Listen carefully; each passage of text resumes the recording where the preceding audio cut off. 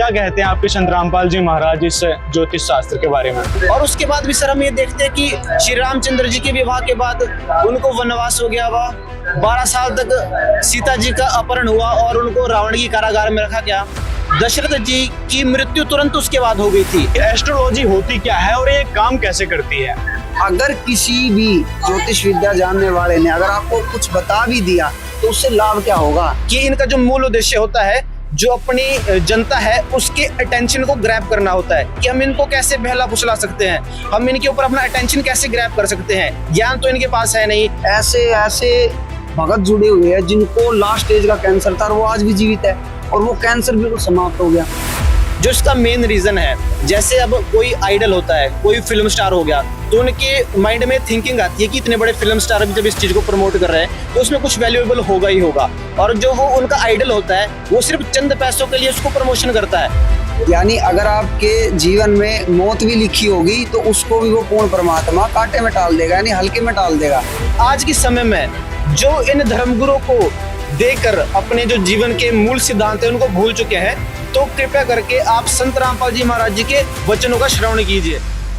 आज हमारे साथ हैं कुछ ऐसे गेस्ट जिनसे हम बात करेंगे कि एस्ट्रोलॉजी होती क्या है और ये कैसे काम करती है, क्योंकि आजकल लोग एस्ट्रोलॉजी यानी ज्योतिष शास्त्र पे बहुत ही भरोसा करते हैं और मानते हैं कि ज्योतिष शास्त्र यानी कि जो ज्योतिषी ने बता दिया वो सच में ये होना ही है और उसी पर बिलीव कर लेते हैं कि चलो ज्योतिषी ने बता दिया अब तो ये चीज होनी है।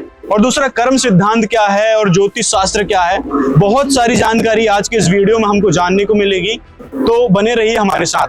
आज हमारे गेस्ट हैं संत रामपाल जी महाराज के शिष्य देवेंद्र जी और साहिल जी। First of all mister Abhishek ji, मैं आपका और आपके दर्शकों का तहे दिल से धन्यवाद करना चाहता हूं कि आपने ऐसे महत्वपूर्ण जो विषय है उस पर चर्चा करने के लिए हमें अपने चैनल पर आमंत्रित किया है। और मैं अपने बारे में बता देता हूं, मेरा नाम देवेंद्र है और मैं गुड़गांव का मूल निवासी हूं और संत रामपाल जी महाराज जी का शिष्य हूं। साहिल जी, आप अपना परिचय दे दीजिए हमारे दर्शकों को। अभिषेक जी धन्यवाद, साथ में आपके दर्शकों को मेरा राम राम। मैं संत रामपाल जी महाराज जी का शिष्य हूँ, मैं डिस्ट्रिक्ट सोलन हिमाचल प्रदेश से हूँ।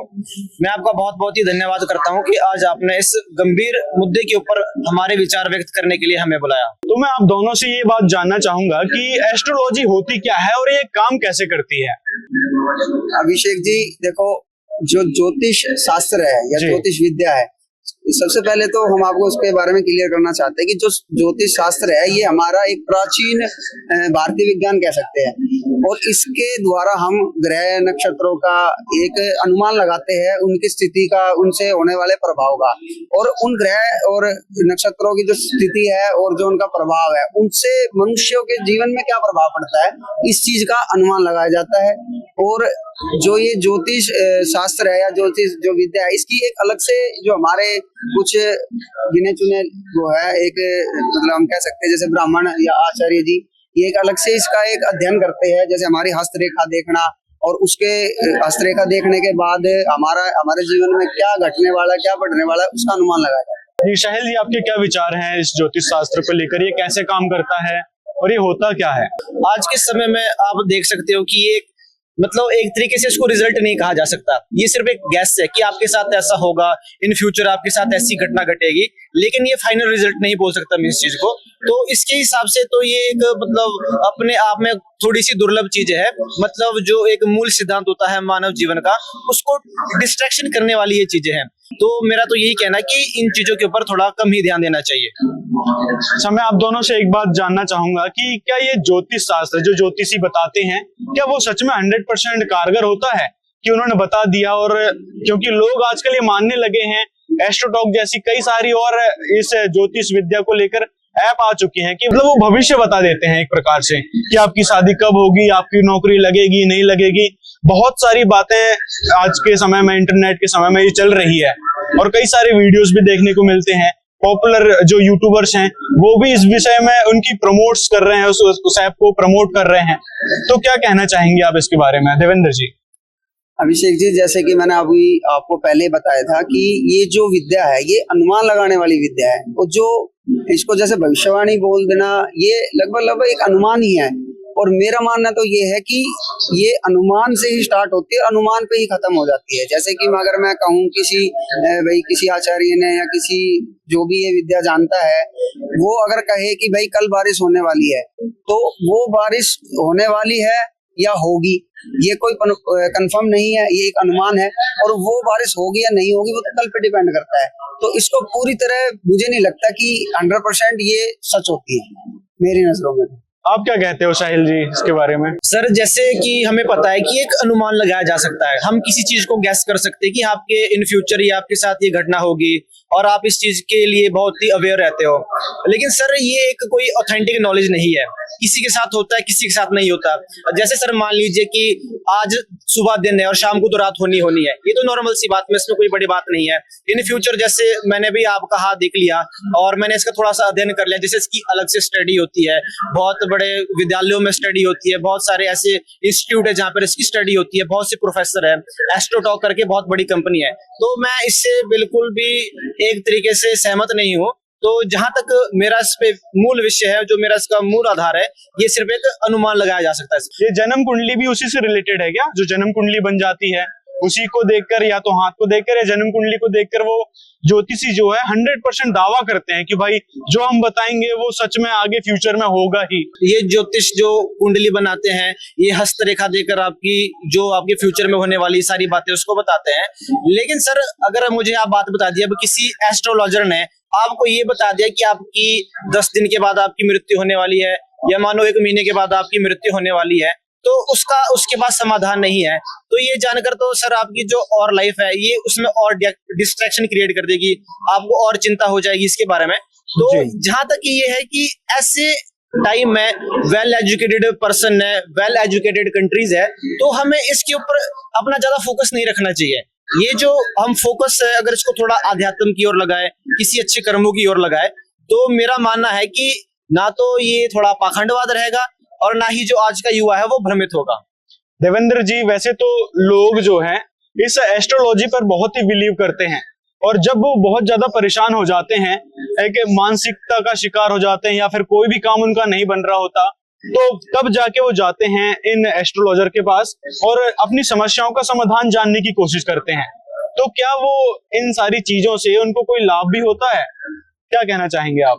देखो अभिषेक जी, मैं आपको बताना चाहता हूँ, और जैसे कि मैंने अभी शुरू में ही बताया था कि मैं संत रामपाल जी महाराज जी का शिष्य हूँ, और जब से मैं पिछले 9 सालों से मैं संत रामपाल जी महाराज जी को फॉलो कर रहा हूँ, उनका शिष्य हूँ, और उनका जो सत्संग मैंने सुना, जो वो आध्यात्मिक जो ज्ञान दे रहे हैं, उस आध्यात्मिक ज्ञान को सुनने के बाद, और जो आप ज्योतिष विद्या की जो बात कर रहे हो, अगर उनको हम मैच करते हैं तो वो कहीं भी मेल नहीं खाता। और साथ में उस आध्यात्मिक ज्ञान को सुनने के बाद ये बिल्कुल पूर्णतः सिद्ध हो जाता है कि जो ये एस्ट्रोलॉजी ज्योतिष विद्या जो है, ये एक तरह से मानसिक तनाव को कम नहीं करती है, वो और ज्यादा बढ़ा देती है। जैसे कि अभी अपने साहिल भाई ने बताया कि अगर वो किसी को बता देते हैं कि 10 दिन बाद आपकी मौत होने वाली है, तो क्या उसने उस ज्योतिष ने उस मौत को टाल दिया? वही दूसरी तरफ संत रामपाल जी महाराज जी अपने सत्संगों के माध्यम से बताते हैं कि जो पूर्ण परमात्मा है, जैसे आध्यात्म का जो अगर हम बात करें, वो होता है मोक्ष पाना, अध्यात्म से जुड़ा है। और कुछ जो आध्यात्म से कुछ जैसे कर्मकांड भी अगर हम कहें, लेकिन आध्यात्म एक अलग चीज होती है। आध्यात्म होता है अपने मोक्ष के लिए, जन्म मरण का छुटकारा पाने के लिए। और अगर उसको हम ज्योतिष विद्या से जाने, तो मेरा मानना तो यह है कि बिल्कुल यूजलेस चीज है ज्योतिष विद्या। अगर मान लो किसी ज्योतिष ने ये बता भी दिया कि भाई परसों आपकी जॉब लगने वाली है, तो उससे हमारा जो मनुष्य जन्म है उसका सुधार तो नहीं हुआ। क्योंकि संत रामपाल जी महाराज जी बताते हैं कि जिस बच्चे के जीवन में जो लिखा है वो तो मिलना है, लेकिन जब हम आध्यात्म से जुड़ जाते हैं, गुरु बना के सतभक्ति करते हैं, तो उससे हमारे जीवन में आने वाली हर कठिनाई उस भक्ति से, उस साधना से अपने आप दूर हो जाती है। लेकिन कारण क्या है कि वो 100% दावा करते हैं कि भाई जो हम बताएंगे वो ही होना है? इसका क्या कारण हो सकता है? अगर इसका कोई ना कोई चीज तो है उनके पास आध्यात्मिक। अगर ये चीज अगर हम सत्य मान लेते हैं कि भाई वो पूरा 100% दावा करते हैं, तो ऐसे ही हमारे रामचंद्र जी का हम उदाहरण लेते हैं। जो रामचंद्र जी के यानी जो दशरथ जी के जो कुल गुरु थे वो वशिष्ठ जी थे। उन्होंने राम जी की और सीता माता जी की जो कुंडली है, जन्म कुंडली मिलाई, सारे नक्षत्र मिलाए, और उन्होंने बताया कि भी इनका विवाह एकदम उत्तम घड़ी में तय होता है। और अगर हम इस चीज को सत्य मान ले तो उसके बाद की घटना को मेरे हिसाब से तो सारा हिंदुस्तान जानता है, पूरा विश्व जानता है। जिन्होंने सतग्रंथ पढ़े, जिन्होंने रामायण पढ़ी, उनको पता है कि रामचंद्र जी के विवाह के बाद उनके जीवन में कितनी कठिनाई आई। 14 वर्ष का वनवास मिला, आजीवन उनको दुख भोगना पड़ा। दशरथ जी उनके मतलब बिछड़ने से वियोग में उनको मृत्यु प्राप्त हुई। तो आप इससे अंदाजा लगा सकते हो कि अगर कोई ज्योतिष विद्या वाला ये कहे या कोई कुंडली मिलाने वाला अगर ये कहे कि भी हमने आपकी कुंडली मिला दी और ये 100% सच है, तो आप रामचंद्र जी को उदाहरण से समझ सकते हो कि उसमें कितनी सच्चाई है। तो साहिल जी, मैं आपसे जानना चाहूंगा कि इस ज्योतिष शास्त्र का अध्यात्म में भी कुछ महत्व है या फिर ये एक साइंस के द्वारा बताई गई तकनीक है, जैसे कि आप बता रहे थे नक्षत्र वगैरह की बात, तो ये साइंस के द्वारा बताई गई तकनीक ही है या फिर कोई इसमें आध्यात्मिकता में भी इसका कोई महत्व है? देखिए सर, यहाँ पे बहुत ही बड़ा डिफरेंस है। अध्यात्म अलग है और साइंस अलग है, लेकिन इसमें जहाँ पे प्राचीन शास्त्रों की बात आती है, जैसे कि आपका प्रश्न है कि अध्यात्म और साइंस में क्या डिफरेंस है। साइंस, देखो साइंस दो प्रकार की होती है। एक साइंस तो ये है कि जैसे हम विज्ञान से भगवान को सिद्ध नहीं कर सकते, लेकिन हम भगवान से विज्ञान को सिद्ध कर सकते हैं, और ये ज्योतिष शास्त्र की बात कर रहे हैं। ज्योतिष शास्त्र एक ह्यूमन मेड है, तो इसके आधार पर अगर हम चलते हैं तो अध्यात्म और ज्योतिष में एक बहुत ही बड़ा डिफरेंस है। अध्यात्म होता है, उसका जो मूल होता है वो हमारे धर्म ग्रंथों को जानना होता है, अपने परमात्मा के बारे में परिचित होना होता है, उन शक्तियों के बारे में जानना होता है कि जो इस दुनिया से अलग है वो इस चीज के बारे में एग्जिस्ट करती है या नहीं करती है। तो जो हमारे धर्म ग्रंथ है उसका सार है, तो हम उसको देखकर समझते हैं कि अध्यात्म एक बहुत ही बड़ी चीज है। और जहाँ पे ज्योतिषी की बात आती है तो ज्योतिषी का लेवल तो मेरे नजरों में भी बहुत ही कम है। जैसे सर आपने पहले एक बात कही थी कि आज के टाइम में इतने यूट्यूबर्स हैं, इतने सारे मतलब फिल्म इंडस्ट्री वाले हैं, वो कर रहे हैं इसका ज्योतिषी का जो बहुत प्रचार कर रहे हैं, एस्ट्रोलॉजी का जो है बहुत ही सारा प्रचार कर रहे हैं। ये देखिए क्या होता है, ये सारा पैसों का खेल है। आज के टाइम में आपको जो बड़े बड़े आइडल हो गए हैं वो भी क्या बोलते हैं अपनी एड में गुटखे का प्रदर्शन कर रहे हैं, वो अपनी एड में क्या बोलते हैं धूम्रपान को दिखा रहे हैं, वो अपनी एड में अल्कोहल को दिखा रहे हैं। ये सिर्फ चंद पैसों को चंद पैसे के लिए सब ये सारी चीजें कर रहे हैं। और जो आज के लोग इसकी तरफ अट्रैक्ट हो रहे हैं, जो इसका मेन रीजन है, जैसे अब कोई आइडल होता है, कोई फिल्म स्टार हो गया, तो उनके माइंड में थिंकिंग आती है कि इतने बड़े फिल्म स्टार अभी जब इस चीज को प्रमोट कर रहे हैं तो उसमें कुछ वैल्यूएबल होगा ही होगा। और जो वो उनका आइडल होता है वो सिर्फ चंद पैसों के लिए उसको प्रमोशन करता है, और वास्तविकता के साथ जब आम लोग हैं जब उस चीज में जाते हैं वो तब उन्हें बाद में पता चलता है कि एक नॉर्मल सी चीज है, और जब वो बाद में ठगे जाते हैं। अब जैसे मेरे देवेंद्र भाई ने भी आपको बताया कि इसमें जो एस्ट्रोलॉजी है इसमें आपका तनाव खत्म नहीं होता, आपका तनाव बढ़ जाता है। अगर एस्ट्रोलॉजर आपको ये बताएगा कि आपके साथ एक्सीडेंट हो जाएगा, आपको हार्ट अटैक आ जाएगा, आपके पास पैसों की कमी होगी, और वो आपको उसका निवारण नहीं देता, और जो वो निवारण देते हैं वो तो आज के टाइम में इतने धर्मगुरु कर रहे हैं। आप देख रहे हो आज के टाइम में बोलते हैं कि आप इन मंत्रों का जाप कर लो, आप इस भगवान की पूजा कर लो, उनके बावजूद भी उनको इतने कष्ट भोगने पड़ रहे हैं, उनकी भी अकाल मौत हो रही है, उनके घरों में भी बहुत सारे दुख हो रहे हैं। तो ये एक मन क्लिप्त, मतलब मैं तो बहुत ही इस बात की घृणा करता हूं कि वेल एजुकेटेड पर्सन, इतनी डेवलप हमारी कंट्री हो रही है, आप देख सकते हो कि जीडीपी के नंबर पे भी इंडिया तीसरे नंबर पे आने वाला है, तो ये एक बहुत ही तरीके से पाखंडवाद फैलाया जा रहा है। तो मैं जो आपके दर्शक है जो मुझे सुन रहे हैं, तो मैं तुमसे यही गुजारिश करूंगा कि ऐसी चीजों से बचकर रहे। अगर आपको कुछ आगे करना भी है तो अपना रुझान अध्यात्म की तरफ करे, कुछ शुभ कर्म करे। जी, आप देवेंद्र जी क्या कहना चाहेंगे और इसके बारे में?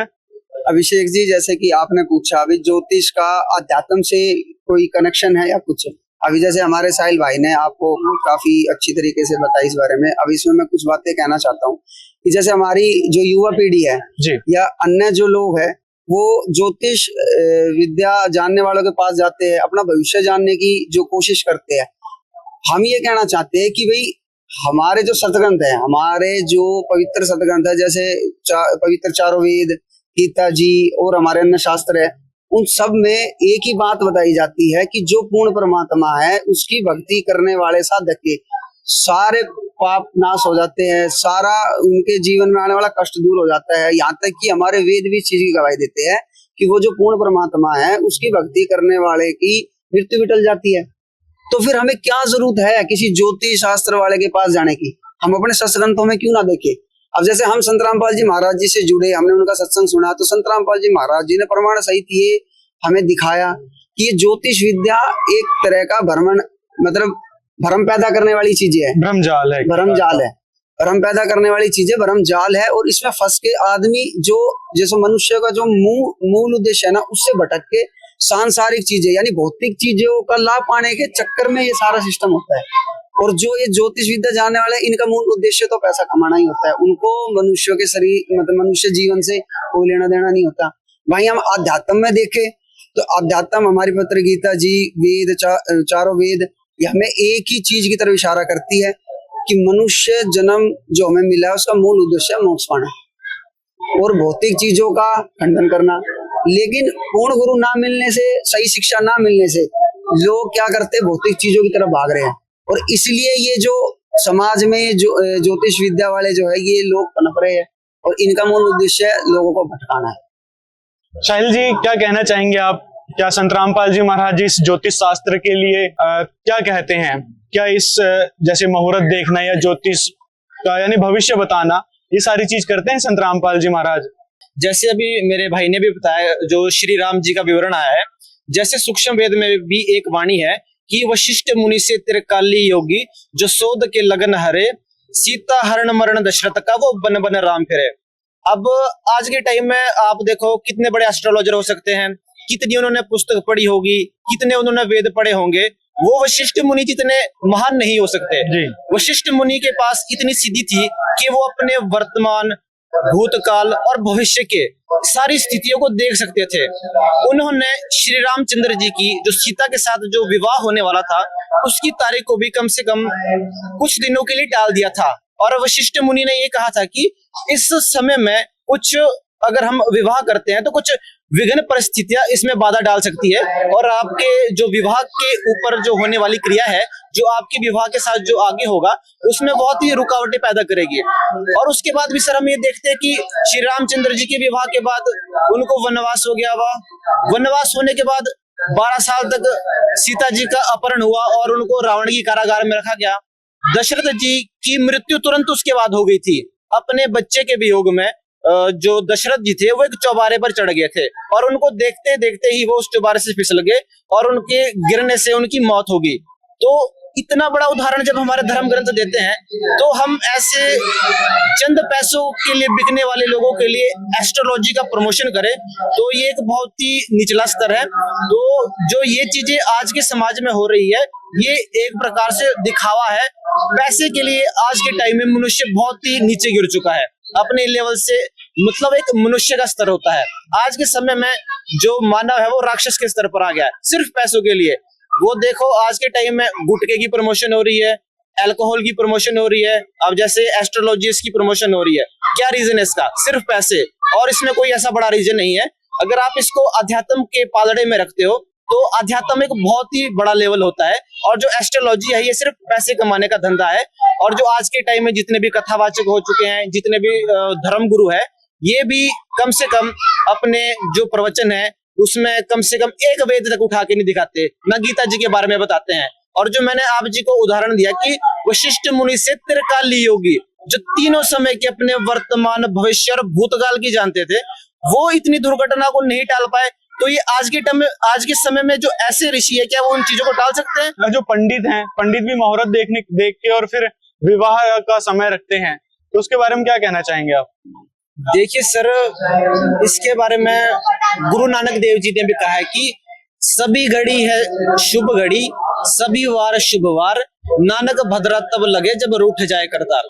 गुरु नानक देव जी कह रहे हैं कि आपकी जो घड़ी है वो सारी घड़ी बहुत ही अच्छी है।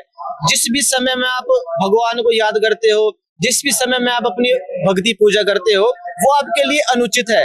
लेकिन अगर आप ये सोचोगे कि हाँ भाई मंगलवार को ऐसे नहीं करना, शनिवार को ऐसे नहीं करना, एकादशी का व्रत करना है, मैंने वहां पे जाकर बालाजी में जाना है, अपने बाल चढ़ाने हैं, 64 तीर्थों का भ्रमण करना है, तो ये एक मनमाना आचरण है। और मैं आपके दर्शकों को भी ये कहना चाह रहा हूँ कि आज के समय में जो इन धर्मगुरुओं को देकर अपने जो जीवन के मूल सिद्धांत है उनको भूल चुके हैं, तो कृपया करके आप संत रामपाल जी महाराज जी के वचनों का श्रवण कीजिए। संत रामपाल जी महाराज जी जो अपने सत्संग में है 4 वेद, 6 शास्त्र, कुरान शरीफ, गुरु ग्रंथ साहिब और बाइबल के बारे में बताते हैं, जो आज तक किसी भी धर्म गुरु ने अपने सत्संगों में नहीं बताया है। इसका मूल कारण ये है कि जैसे कबीर साहब की वाणी है कि कबीर बीजक की बाता कहे बीजक ना ही हाथ, पृथ्वी डोबन उतरे ये कह के मीठी बात, कि इनका जो मूल उद्देश्य होता है जो अपनी जनता है उसके अटेंशन को ग्रैब करना होता है, कि हम इनको कैसे बहला फुसला सकते हैं, हम इनके ऊपर अपना अटेंशन कैसे ग्रैब कर सकते हैं। ज्ञान तो इनके पास है नहीं। मैंने संत रामपाल जी महाराज जी को छोड़कर आज के समय में जितने भी धर्म गुरु है, ना उनके सत्संग में मैंने उनके किसी गीता के बारे में चर्चा देखी, ना उन्होंने कभी अपने वेद खोल के देखे, ना भी किसी अन्य धर्म ग्रंथों को खोल के देखा, तो वो किस प्रकार के धर्म गुरु है। तो एक बहुत ही निंदे का विषय है, तो मैं इस चीज के लिए बहुत ही मना करता हूँ। देवेंद्र जी क्या कहना चाहेंगे आप? संत रामपाल जी महाराज आपके गुरुदेव क्या कहते हैं इस ज्योतिष शास्त्र के बारे में, एस्ट्रोलॉजी के बारे में, और जो मुहूर्त है, नक्षत्र देखते हैं, ग्रह नक्षत्र देखकर विवाह रखते हैं, क्या कहते हैं आपके संत रामपाल जी महाराज इस ज्योतिष शास्त्र के बारे में? अभिषेक जी, हमारे जगत गुरु तत्वदर्शी संत रामपाल जी महाराज जी इस विषय में एक ही बात बताते हैं कि बच्चों के नसीब में जो होना है, जो लिखा है वो तो होके रहेगा, लेकिन जब आप अपने सदग्रंथों को खोल के देखोगे, परमात्मा से परिचित होगे और पूर्ण गुरु की शरण में आके भक्ति करोगे, तो आपके जीवन में आने वाली कठिनाई या आपके जो प्रारब्ध के जो कर्म है वो सब वो पूर्ण परमात्मा समाप्त कर देता है। जैसे कि संत रामपाल जी महाराज जी एक वाणी बोलते हैं कबीर साहब जी की, कि संत शरण में आने से आई टले वाला और जे मस्तक में सूली हो वो कांटे में टल जाए। यानी अगर आपके जीवन में मौत भी लिखी होगी तो उसको भी वो पूर्ण परमात्मा कांटे में टाल देगा, यानी हल्के में टाल देगा। और ये तभी संभव होगा जब आप संत रामपाल जी महाराज जी का ज्ञान पूर्णतः समझ के उनसे नाम उद्देश लेकर मर्यादा में रह के भक्ति करोगे, तो आपको आर्थिक, मानसिक और शारीरिक और आध्यात्मिक ये चारों प्रकार के लाभ आपको एक ही सद्भक्ति करने से पूर्णतः मिल जाएंगे। और वो भक्ति संत रामपाल जी महाराज जी आज पूरे विश्व को दे रहे हैं। और उसकी जानकारी के लिए सर्वप्रथम आपको संत रामपाल जी महाराज जी के सत्संग सुनने होंगे। आजकल हर किसी युवा से लेके बच्चे से लेके बड़े तक फोन का इस्तेमाल कर रहे हैं। हम YouTube पर संत रामपाल जी महाराज जी YouTube चैनल सर्च करके भी संत रामपाल जी महाराज जी के जो आध्यात्म ज्ञान है उसको रेगुलर सुन सकते हैं। ठीक है, तो अभिषेक जी, मैं आपसे और आपकी जो ऑडियंस है उनसे एक ही निवेदन करूंगा कि संत रामपाल जी महाराज जी का सत्संग जरूर सुने, और इस तरह के जो ये समाज में पाखंड फैले हुए ज्योतिष विद्या के नाम पर, भविष्यवाणी के नाम पर, या हमारे भविष्य को जानने और बताने के नाम पर, तो मैं हाथ जोड़ के विनती करूंगा कि इनसे दूर रहे और आध्यात्म से जुड़े अपने सदग्रंथों को खोले, देखे और पढ़े और परमात्मा के बारे में जाने, क्योंकि परमात्मा से ही हमारे सारे कार्य बन सकते हैं। और सबसे जो मेन उद्देश्य है हमारा वो है मोक्ष का, उसकी भी आपको जानकारी मिलेगी, और उसकी पूरी जानकारी पूरे विश्व में संत रामपाल जी महाराज जी के अलावा कोई नहीं दे रहा है। इसके ऊपर मैं भी अपने विचार रखना चाहूंगा। जैसे कि देवेंद्र जी ने कहा कि संत शरण में आने से, अब जो संतों की शरण में आता है वो क्या होता है, जो हमारे आज के संत है वो संत रामपाल जी महाराज जी है। और संत रामपाल जी महाराज हमें हमारे धर्म ग्रंथों के आधार पर जितने भी नॉलेज देते हैं, जैसे कि ऋग्वेद मंडल 10 सूक्त 161 मंत्र 4 में लिखा है कि शतम जीव शरद वर्धमान, शतम हिमांतान, शतम मोमिति वसंतान, शतन इंग्रैदनि स्वीता बृहस्पतिम, शतायुषा ईशम पुनर्दु, कि हे रोगी तू 100 शरद काल तक जीवित रहे, 100 बसंत काल तक जीवित रहे, 100 हेमंत काल तक जीवित रहे, वह बड़े लोगों का पालक परमात्मा तुझे 100 वर्ष की आयु प्रदान करेगा। और ऐसा ही उदाहरण अभिषेक जी संत रामपाल जी महाराज जी अपने सत्संगों में देते हैं।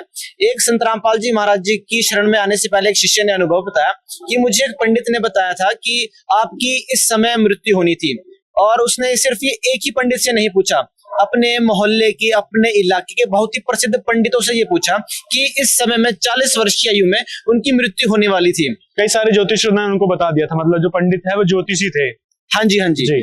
तो जैसे ही उसने संत रामपाल जी महाराज जी की शरण ली, तो संत रामपाल जी महाराज जी की शरण में आने के बाद उन्होंने अपने गुरुदेव संत रामपाल जी महाराज जी को बताया कि जिस दिन कम से कम 3-4 ज्योतिषियों ने ये बताया था कि इस दिन उनकी मृत्यु होने वाली थी, लेकिन उस दिन वो सत्संग की ओर जा रहे थे और सत्संग में जाते जाते सिर्फ उनके पांव में एक कांटा लगा। तो सोचिए कितनी बड़ी समस्या होनी थी, उनके परिवार वालों का क्या हाल होता। एक जीव आत्मा जो बिना भक्ति के इस संसार से चली जाती, वो संत रामपाल जी महाराज जी से नाम दीक्षा लेकर उन्होंने अपना जीवन संपूर्ण किया और आज के समय में वो संत रामपाल जी महाराज जी की जो जितने भी शिक्षा है उनके ऊपर चल रहे हैं और संत रामपाल जी महाराज जी के सारे जो नियम है उनका अध्ययन करते हैं। क्या उनको जीवन दान मिल गया? बिल्कुल अभिषेक जी, आज के समय में वो शिष्य बिल्कुल हष्ट पुष्ट है।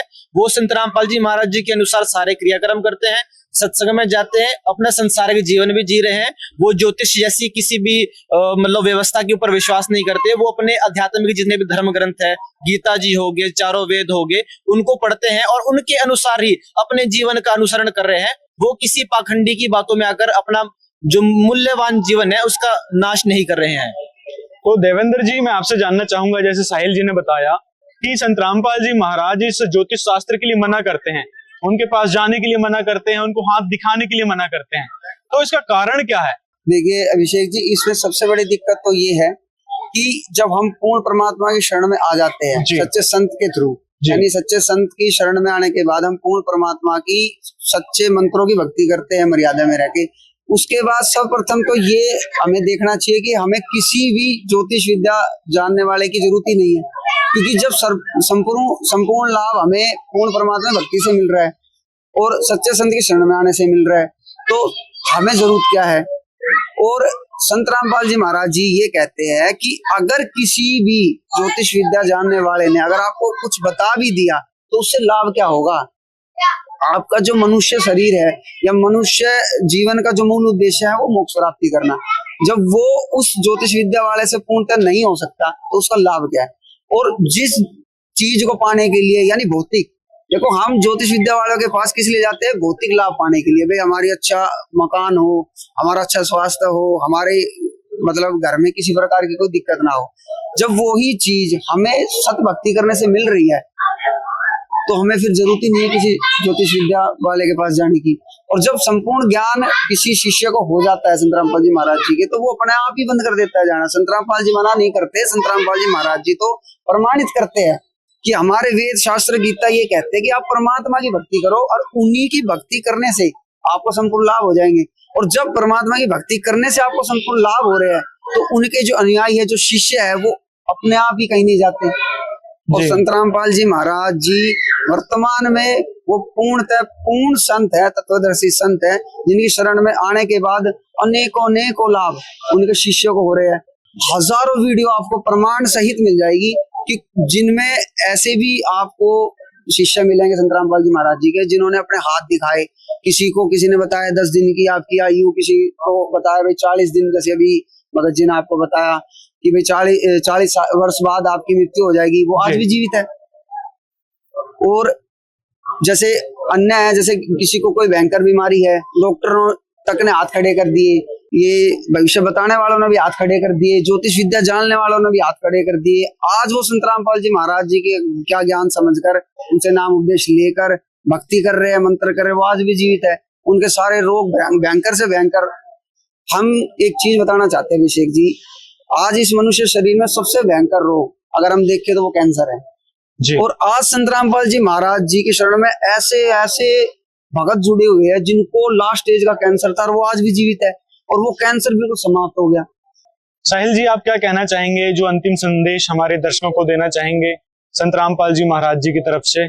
देखिए सर, संदेश की बात है तो संदेश के लिए तो संत रामपाल जी महाराज जी के विभिन्न चैनलों पर सत्संग आते हैं। संत रामपाल जी महाराज जी ने आज के समय में अपनी बहुत सारी पुस्तकें लिखी है। संत रामपाल जी महाराज जी के हर जगह भंडारे होते हैं, उनके नाम दीक्षा केंद्र खुले हैं।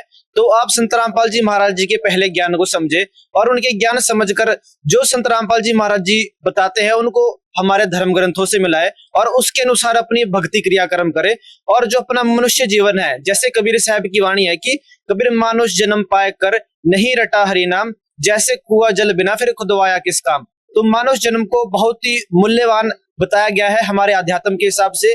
देवता लोग भी मानव जन्म के लिए तरसते हैं, तो किसी भी ऐसे धर्मगुरु के बहकावे में ना आए, किन्हीं चंद पैसों के लिए अपनी जिंदगी को किसी धर्मगुरु के पास ना बेचे। और मैं आप सभी से रिक्वेस्ट करता हूं कि आप संत रामपाल जी महाराज जी की जितनी भी पुस्तकें हैं, उनके जितने भी सत्संग है, उनको ज्यादा से ज्यादा सुने। धन्यवाद सर आप दोनों का हमारे साथ जुड़ने के लिए, अपने विचार व्यक्त करने के लिए। तो दर्शकों, ये था ज्योतिष शास्त्र को लेकर संत रामपाल जी महाराज जी के द्वारा बताए गए कुछ विचार जो उनके भक्तों ने रखे हैं। आपको वीडियो कैसा लगा हमें कमेंट बॉक्स में जरूर बताएं, और जो विचार संत रामपाल जी महाराज ने दिए हैं ज्योतिष शास्त्र को लेकर, जो उनके भक्तों ने हमारे समक्ष रखे हैं, उस पर भी आपकी क्या राय है हमें कमेंट में जरूर बताएं।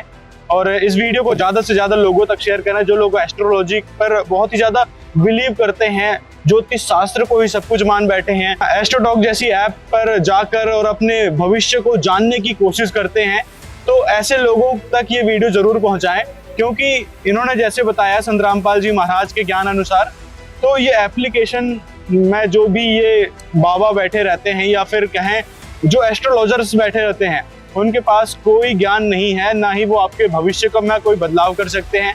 बस ये नक्षत्रों की गणना करके आपको कुछ बता देंगे, भाई आपकी शादी ये होगी, 5 साल बाद होगी, 10 साल बाद होगी, या आपकी नौकरी 5 साल बाद लगेगी, अगली साल लगेगी, मतलब एक अनुमान के तौर पे बता देते हैं। वो कोई कंफर्म नहीं है। लेकिन आप संत रामपाल जी महाराज की शरण में आते हैं, उनके द्वारा बताई भक्ति करते हैं, तो आपकी सभी समस्याएं केवल उस भक्ति करने मात्र से ठीक हो जाती है। ये सारी बातें संत रामपाल जी महाराज अपने सत्संग प्रवचनों में कहते हैं। तो मिलते हैं अगले वीडियो में।